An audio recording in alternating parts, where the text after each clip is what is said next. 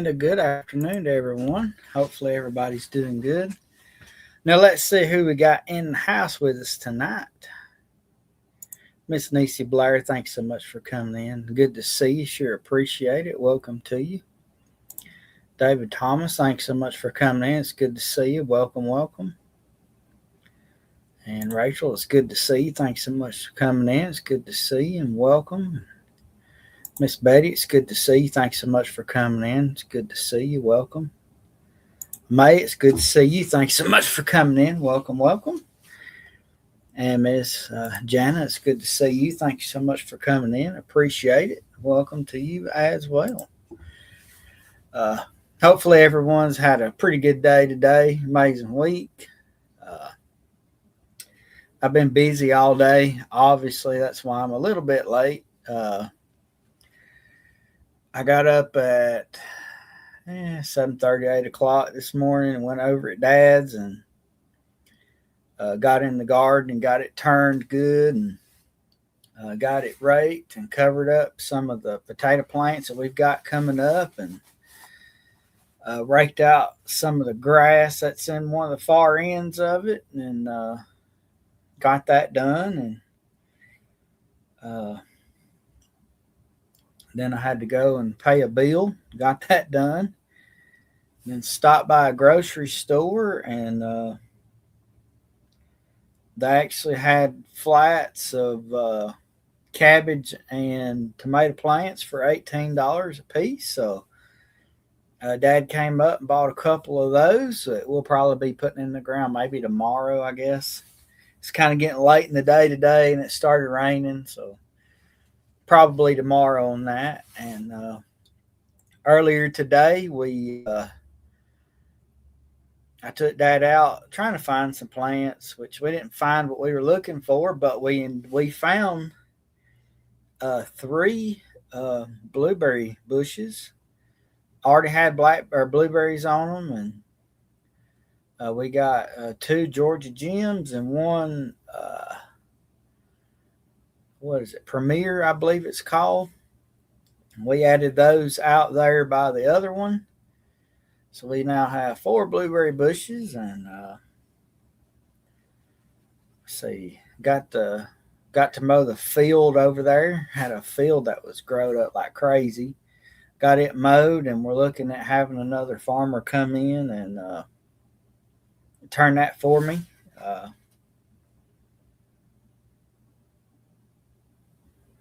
Oh, schoolwork. That's great. I know. Kids can be fun. This too shall pass. Always. My mother always told me that. That's funny. But, and then if you guys saw earlier, I made a post yesterday. I found something that me and my dad's been looking for a very long time. And I made a picture of the post, a picture of it, and then posted that. And for those of you that did not see it, I'll show you here. It's a old wash pot. I gave $50 for that thing. As you can see there in one of the corners, it's been cracked before, but it was repaired. And that doesn't matter to me. We'll keep using it. Clean it up and just keep going. And if it breaks again, that's fine. I know who fixes it. Me, I can fix it. So we'll put that thing back into use. It looks like it's fixed good enough. And like I said, if I have to, I can fix it. I have a welder. I can go get a brazing thing and braze it, whatever we need to do. But we'll be using that for sure. It can be used in so many ways. You know, back in the old days, the wash pot was used for washing clothes and sometimes washing your kids. It was used like a bathtub, washing dishes, And then hog killing time, it was used for killing hogs, cooking out grease and making soap. Welcome in, Daryl. It's good to see you. Thanks so much for coming in. They use that to make soap. They use that to make lard. They use that to make cracklings. They cooked in it. People had great big families. They would put that over the fire and would cook enough. Some families were massive. They had 12 kids. So to feed 12 kids, it would take something like that to be able to feed them. And, when you had a pot like that and it had a crack, you didn't just get rid of it, because a pot like that was hard to come by and you dealt with what you had. And that's exactly what happened to that one. Whoever had it had used it and it somehow broke, and they fixed it and just kept using it. And that's what we're going to do with it. To me, the crack in it just adds character to it. And right now I have it in Dad's shop. Got it put up out of the way, but we'll be using it for sure. But just like this pan up here, that was just in a junk store, just being, she had $1 on it. She's like, "What are you going to do with that old thing?" And I said, "I'm going to use it." And I did. I used it last year for squash, gathering squash and zucchini and tomatoes and corn, and used it for all kinds of stuff. Okra, used it for potatoes. We used it for cucumbers. We'll be doing the same thing this year with it. Out there tilling today, I found a few surprises. We have 2 to 3 squash plants coming up from last year, and I found an okra plant that's come up from last year, and we've got some potatoes coming in now, and we have some onions. Tomorrow we'll have tomatoes and cabbage, which we're about a month late. We usually start in March on those, but it was just raining and availability for plants was hard. But we'll just get back into it. So looking forward to that garden, man. I love gardening. Love the food that comes out of it, and being able to put it up for later. When times get hard, you'll have it to eat. So I actually almost started to go live over there today, but I was just so wore out. Maybe next week or something, pretty soon we'll go live and show you what the garden looks like, and the new blueberry bushes, and maybe update y'all on some plans, what we're going to plant maybe, and just go from there. So aggravating thing, the big garden tiller that I fixed and was using last year broke today. I was using it and it started sounding like it had a real bad metal squeak. And usually if you hear that, you need to stop. And I did. And I reached down where the tines are, and one side was really hot. So I think the bearings just went out down at the bottom. So I'm going to have to carry that and have it fixed.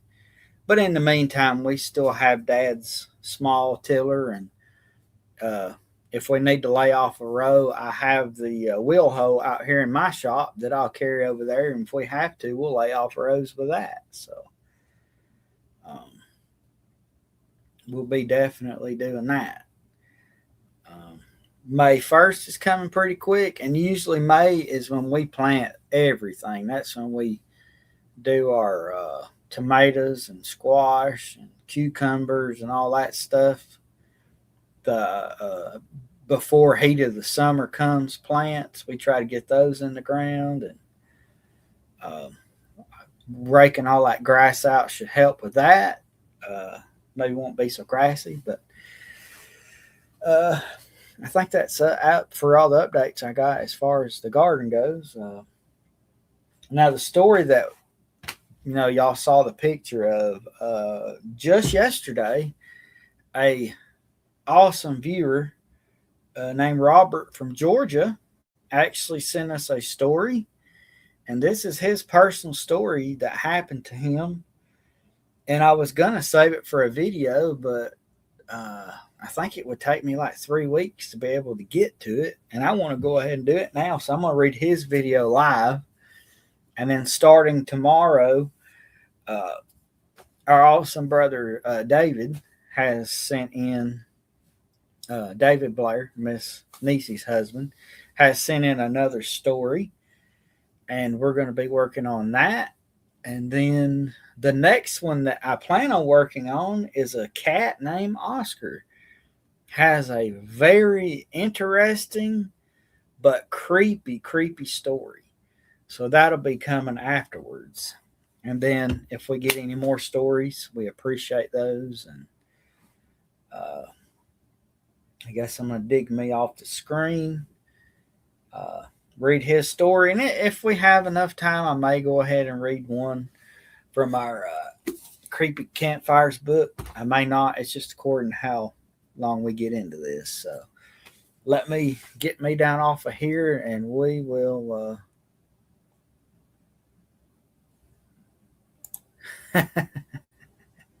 one brick shy of a load. I feel you. That's neat. But all right, so let me get me off of here. There we go. Pull up his story and we'll get into it. This story comes to us from our awesome brother Robert Marlowe. And this is what his email says. I thought you may be interested in my story. I really don't know how to write this in a way that makes sense, so I'm just going to say it like it happened. I was working the midnight shift alone in rural Georgia in 2017. Same as always, empty highway, dead pumps, fridge humming inside the store. The kind of night where you start thinking more than you should because there's nothing else to do. Around 1:30 or so, the lights outside flickered. Not like a power surge, more like the whole world blinked for half a second. I looked out the front glass and saw something over the tree line. At first, I thought it was a plane, or maybe possibly a helicopter, but it wasn't moving right. It just hung there, silent. No blinking lights, no sound. Just this dull, pale glow in the sky. Then the cameras cut out. Every monitor in the store went to static all at once. I walked outside, and I don't know why. I just did. The air felt wrong. I don't have a better word for it. Like when a storm is coming but hasn't started yet. Except there was no wind at all. No bugs, no sign from the highway either, which I only noticed after. Whatever it was got closer. It wasn't a craft like in the movies. It didn't have edges that make sense. If I tried to focus on it directly, it felt like it changed slightly, like my eyes couldn't agree on what they were seeing. Every electrical, everything electrical at the station shut off at once. The pumps, the lights, even the buzzing neon sign. Total silence. I remember trying to say something, maybe just, what the heck? But my voice didn't come out right. It felt like the air was too thick for sound. And then I felt it. That's the only way I can describe it. Not a voice exactly, more like a thought that wasn't mine, but was inside my head, anyways. Something like, we are observing, no harm. I froze. I couldn't move, even if I wanted to. It stayed there for maybe a minute, maybe less. Time was hard to track. I remember looking down at the pavement and seeing something wrong in the reflection, like the world behind me wasn't the same.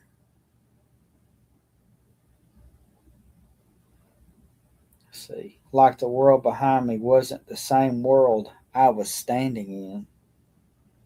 The trees bending at angles that shouldn't bend,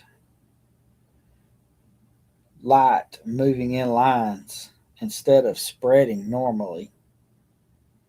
Then it just stopped. The pressure in my head went away. The sound bite came back all at once. The fridge humming, a truck passing on the highway, crickets like nothing had ever happened. The thing was just gone. Everything back to normal, except it wasn't. Because I checked the security system afterward, the entire time it happened was there, but it's just static. Not empty static either. There's something in it, a pattern maybe, like it's repeating or breathing under the noise. I haven't told anyone at work. I don't think they'd believe me anyway. But I know what I saw, and I know it saw me back. I moved to Cook County, Tennessee in 2019 and never looked back.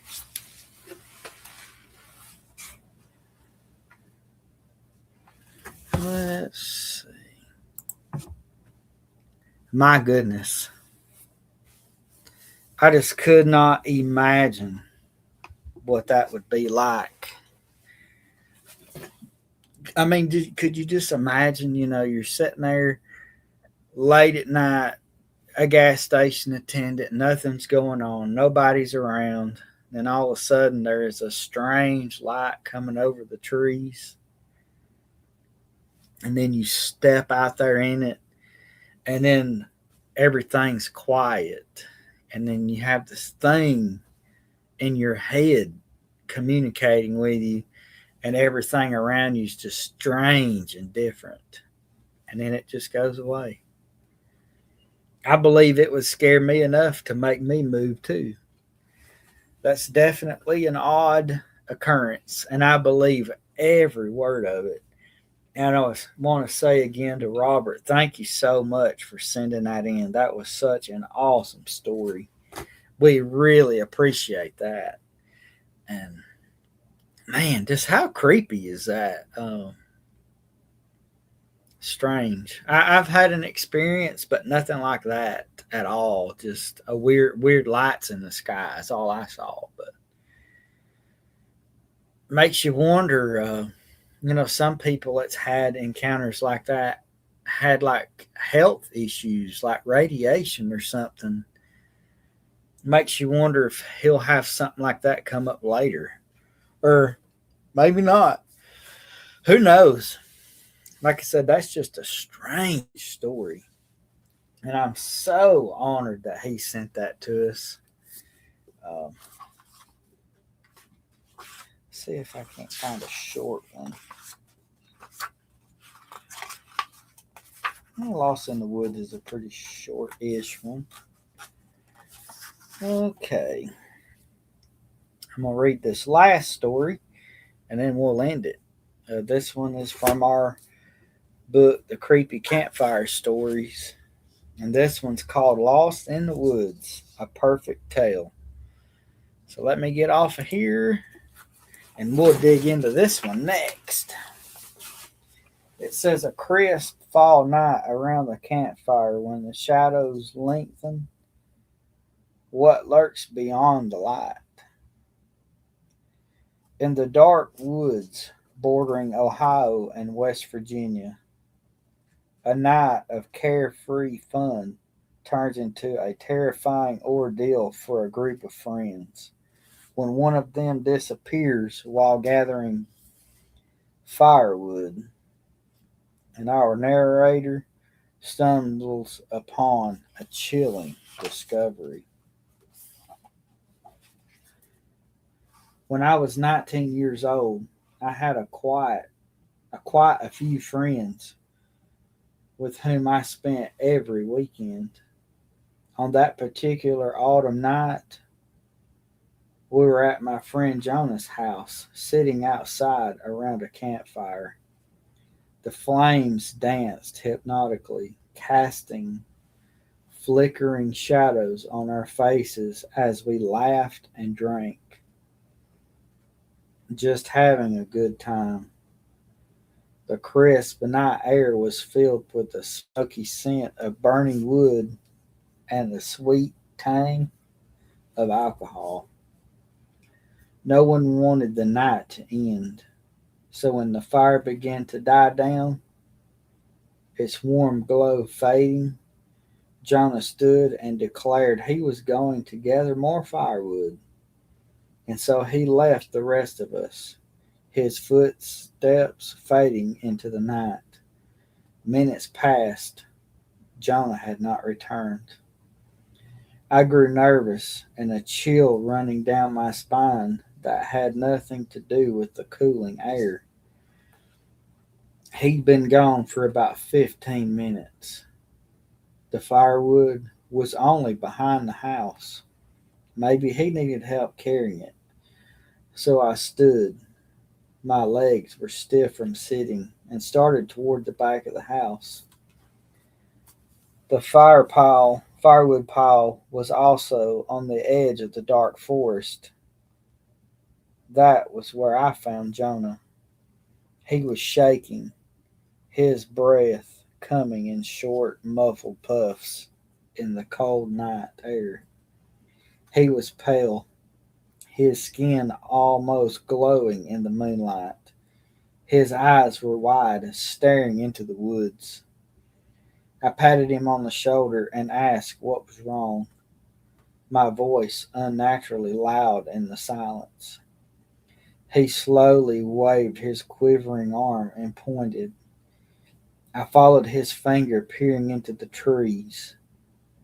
A pair of huge, circular white eyes peered back, glowing with an unnatural intensity that made my blood run cold. The eyes were only a few feet off the ground, so whatever the creature was, it was either short or crouching. The forest around us seemed to hold its breath, not even a leaf ruffling. Jonah and I were stood there watching it for what felt an eternity, too scared to move or breathe. And then the creature stood. It wore a plaid red shirt and blue jeans, the fabric hanging loosely on its impossibly tall frame. It was at least 9 feet tall and skinny as a rail. Its limbs were unnaturally long and spindly. It had no nose, ears, or hair, but a huge shimmering eyes and a skeletal mouth that seemed to grin at us in the darkness. Jonah and I ran. We ran into the forest, the sounds of our panicked breathing and pounded feet shattering the night silence. Branches whipped our face and snagged our clothes as we ran blindly through the undergrowth. Soon we lost each other. I didn't care. All I knew was that I had to get away from that thing. Then I heard running in the bushes behind me, way too fast to be Jonah. It sounded like they were all fours. A rapid thump, thump, thump, quickly gaining on me, closing in. I looked back, but wished I had not. I saw glimmering eyes floating in the darkness. And then I fell. I plummeted about 5 feet into a pit that was obviously a trap. The impact knocked the wind out of me. The damp earth filled my nostrils as I gasped for air. A bell was ringing. Then the shrill sound pierced the night. Then I heard voices. "I think we caught it, boys," the voice said, gruff and excited. "Well, we'll make that monster pay." With that and the other curses and shouts, I understood what had happened. The local hunters had set a trap for a creature that had been eating their kills, probably the very one that was chasing me. I heard the shouting above turn into surprise and terror. "What is that?" Their voices rising in fear. I heard them run for their lives, twigs snapping underfoot, and then the unearthly shrieks from the monster echoed throughout the forest. I climbed out of the hole, my hands scrabbling on the dirt wall. I could not see the hunters or the creatures, but then I realized I was utterly lost. The trees all looked the same, looming over me like silent sentinels. I almost gave up until I realized that the hunters must have camped nearby. After an hour of what seemed like endless searching, my legs aching and my lungs burning, I found a cabin.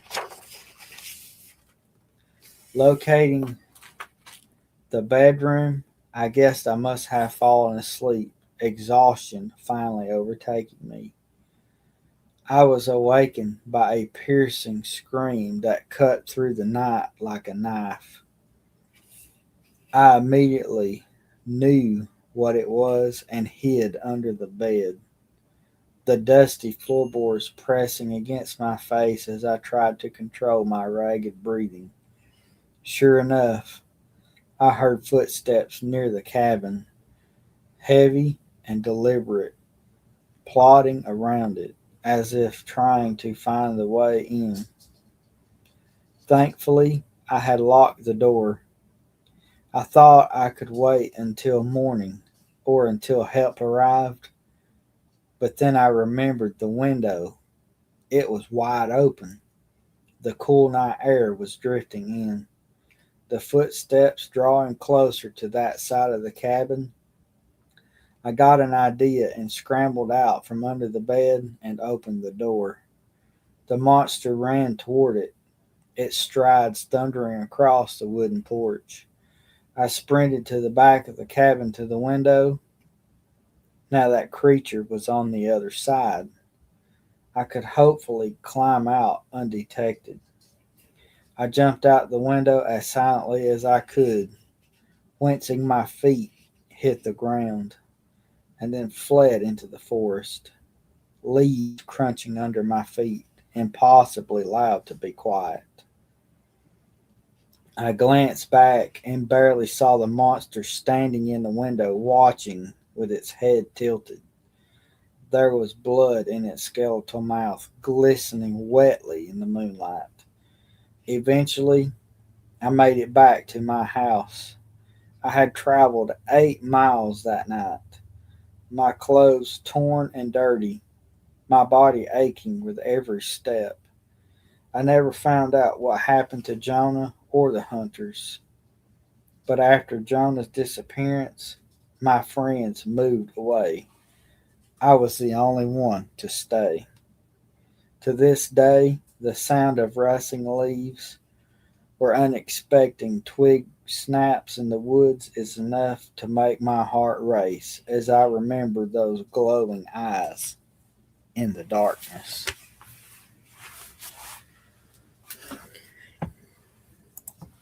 My goodness.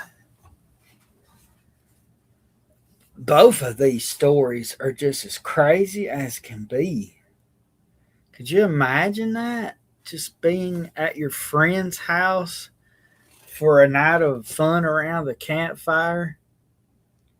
Then he goes to gather some wood and ends up seeing this crazy monster.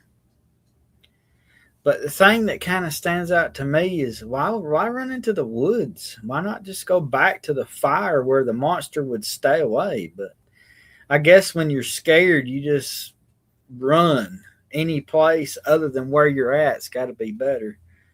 But that's insane to find out that the hunters who dug that hole that this person fell in and the friend are missing even to this day. So, my goodness. That is one of the creepiest things I've ever heard. And I sure hope I never, ever experience that. It's just insane. But a very good story indeed. And hopefully y'all enjoyed these. That UFO story was absolutely creepy. And then this strange creature with a 9 feet tall, slender body and a bonish face. My gosh. That's just insane to me. But I really enjoyed them. And I really thank each and every one of y'all for coming out and being with us tonight. And if you didn't get a chance, the video that we dropped yesterday, guys, y'all need to check that one out. That one was it was another crazy video that a person had submitted. And something strange happened with that video. He was a watcher of the channel, had been watching this for over a year. And he sent that story in. And but right after he'd sent the story in, I had, of course, I want to reply. I replied thanking him for the email. But when I actually had a chance to read it and email him back, his email no longer exists. And it's like it's an angelic story. You guys do not want to miss it. I mean, involves an angel and possibly the voice of God himself spoken through a child. I mean, it's just a video that you guys need to watch. It's called something about Henry and Lucas. It's a story, real true story of Henry and Lucas. So go check that out. Watch that thing all the way through. Give us a thumbs up on it. Let us know what you think about it. Share it with your friends and let everybody know about it. Thank y'all for watching these videos, and I appreciate you guys, for all your support, because that's what helps keeps the channel going. And those of you who watch and um, haven't commented or anything, I want y'all to know we appreciate you guys too, um, for supporting the channel by watching the videos and sharing them out. Um, whether you leave a comment or not, I absolutely appreciate that. And it's such an honor to have every one of you guys to watch. Um, the comments, I appreciate those. Sometimes I get behind on them. I really do try to get to them. Um, but like I said, all that support that you guys show really does make it worthwhile. And these stories, pretty cool. The ones that send in are special. Uh, there will be no judgment from us. Some people say that UFOs don't exist, but like I said, these people experience something. And I'm not going to tell them that what they experienced was not real, because I believe every word that they say. Um, a lot of people, they won't tell anybody because of fear of somebody making fun of them or all that. And this is a place where you can tell your story, and we accept it, open armed, and really enjoy them. So, like I said, thank each of y'all, and I'm gonna let y'all go for tonight. We'll see y'all again for a video next Wednesday, and then a live Thursday. So we appreciate each and every one of y'all for coming out. Hopefully y'all have a great weekend, a great week next week. And with that, I'll see you later. Have a good one, everybody. Thank y'all so much.